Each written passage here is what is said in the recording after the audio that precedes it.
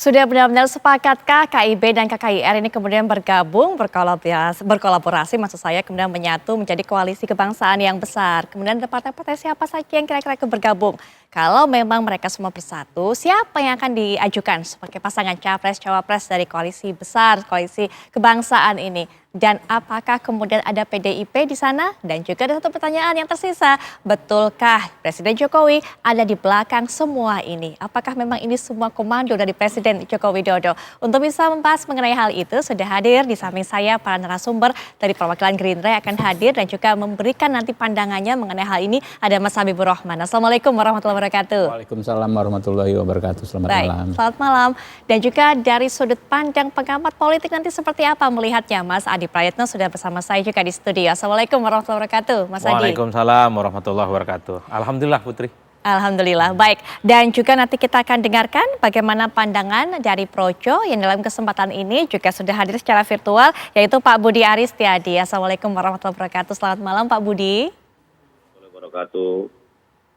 Selamat malam. Baik, dan juga nanti akan bisa berbicara lebih banyak lagi mengenai sikap dan juga pandangan dari PAN, yaitu ada Mas Viva Yoga Mauladi. Assalamualaikum warahmatullahi wabarakatuh. Selamat malam, Mas Viva Yoga Mauladi. Warahmatullahi wabarakatuh, Mbak Putri.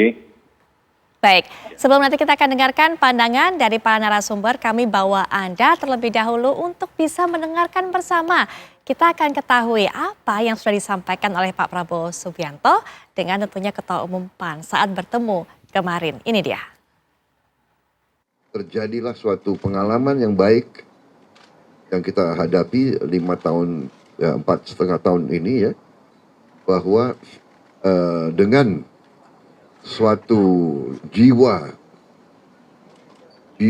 kebersamaan, jiwa kekeluargaan, dengan kita apapun pernah terjadi suatu perbedaan atau suatu persaingan yang keras, tapi jiwa persatuan, jiwa rekonsiliasi. Tidak ada satu yang harus menang, yang satu harus kalah telak, tidak. Kita semua harus menang.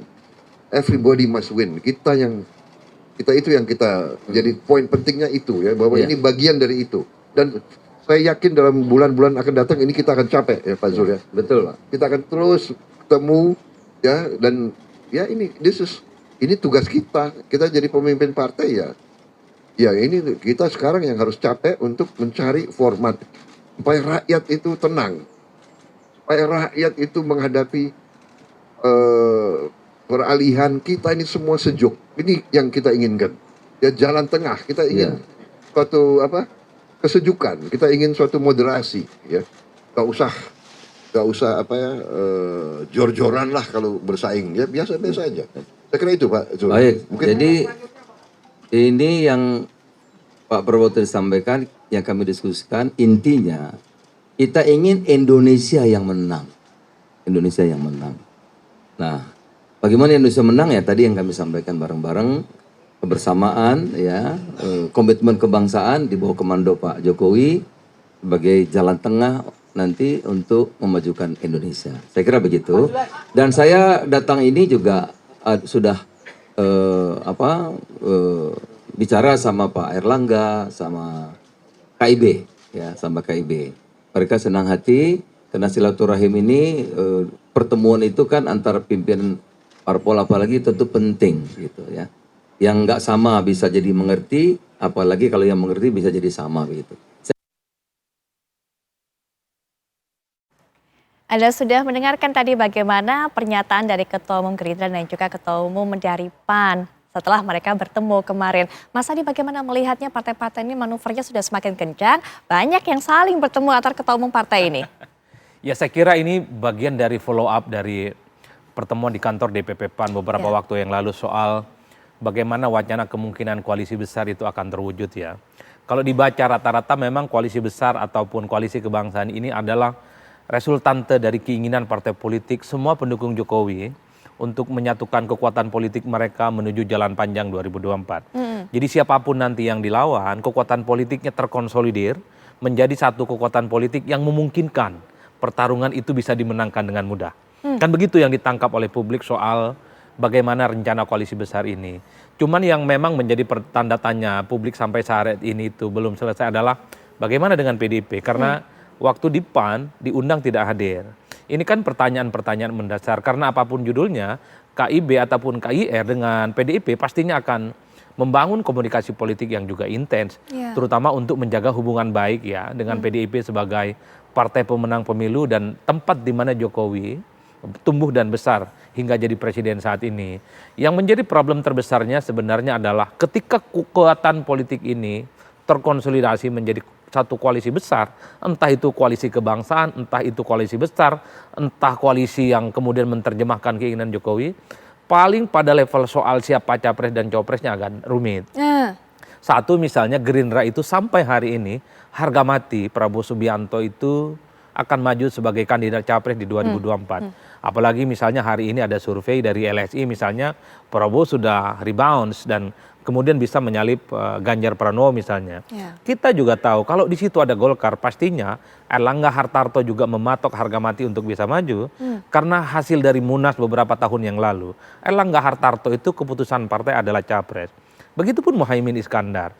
Bukan hanya keputusan partai, bahkan keputusan Istimewa Ulama juga merekomendasikan Muhaimin Iskandar untuk maju sebagai capres dan cawapres. Ditambah PDIP yang kita tahu beberapa waktu yang lalu ulang tahunnya di 2024 kader PDIP harus capres.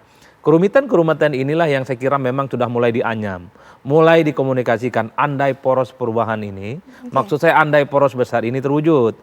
Karena di dalamnya ini mengumpulkan para dewa, ya, para petarung-petarung besar yang di dalamnya menginginkan semuanya bahwa mereka ini adalah orang yang bertanding di 2024. Pada level kognitif, pada level substansi, pada level kesamaan, pada level asimetris soal iman politik mereka, saya kira tidak akan ada yang bisa membantah Putri.